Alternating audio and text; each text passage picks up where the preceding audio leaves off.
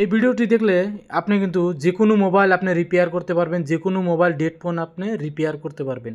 তো এই ফোনটা আমি কিভাবে রিপেয়ার করি, আপনারা এই ভিডিওটা যদি দেখেন তাহলে কিন্তু যে কোনো ফোনের আপনারা রিপেয়ার করতে পারবেন।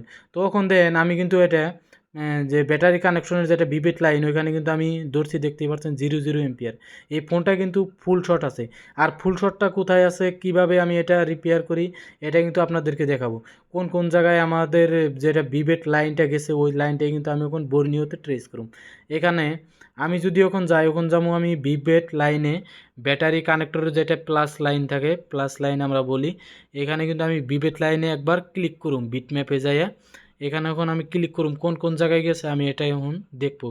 এটা কিন্তু আমার যাওয়া মতে এটা 2G আইসিতে গেছে, আর আমাদের 4G আইসিতে গেছে। এখানে পাওয়ার আইসির পাশে গেছে।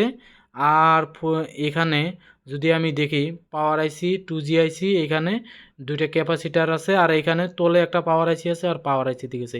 এই কয়টা জায়গায় আমি কিন্তু এখন ভালো করে ফলো করব কোন কোন জায়গায় অ্যাকচুয়ালি এই লাইন কয়টা গেছে এই লাইনটা।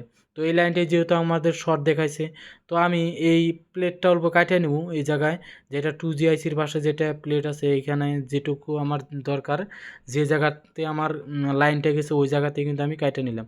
4G আইসির কিন্তু সেম ওই জায়গায় কাটিয়ে নিছি। এখন আমি যদি এখানে দেখি এই প্লেটের ব্যাটারি কানেকশনের সামনে যে একটা প্লেট আছে ওইখানেও কিন্তু আছে, ওইটাও আমি কাটুম। তার আগে আমি এখানে যেটা পাওয়ার আইসির উপরে একটা লাগানো আছে ওটা কিন্তু আমি খুলে দিই। ওখানে ওটা খুলে দিয়ে ওখানে আমি এখানে যেটা ব্যাটারি কানেকশনের সামনে যেটা আছে ওইটাও কিন্তু আমি করব। তা ওখান প্লেটটা উঠিয়ে নিলাম, ওখানে কিন্তু আমি রোজিন দিব। এখানে ভালো মতো করে যদি রোজিন দিই তাহলে আমরা ফট করে বুঝতে পারব যে আমাদের শর্টটা কোন জায়গায় আছে।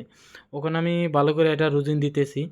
আর রোজিন দেওয়ার ক্ষেত্রে রোজিনটা ইউজ যখন করবেন তখন কিন্তু আপনার দোকানে বা যে জায়গায় আপনি রিপেয়ার করবেন ওই জায়গায় কিন্তু ফ্যান বা কোনো কুলার রাখা যাবে না।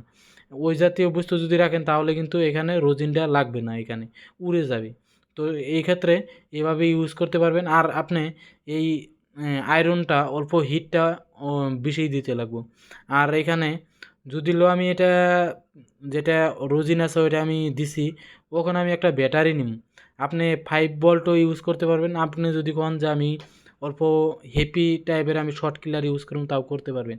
আমি কিন্তু অত একটা হেভি শর্ট কিলার ইউজ করতেছি না, সিম্পল একটা ব্যাটারির আমি 4 ভোল্টেজ দিব। 4.2 ভোল্টেজ যেটা থাকে আঙ্গু মোবাইলে যেটা দরকার পড়ে ওই ভোল্টেজটাই আমি কিন্তু এখন দেওয়ার চেষ্টা করব।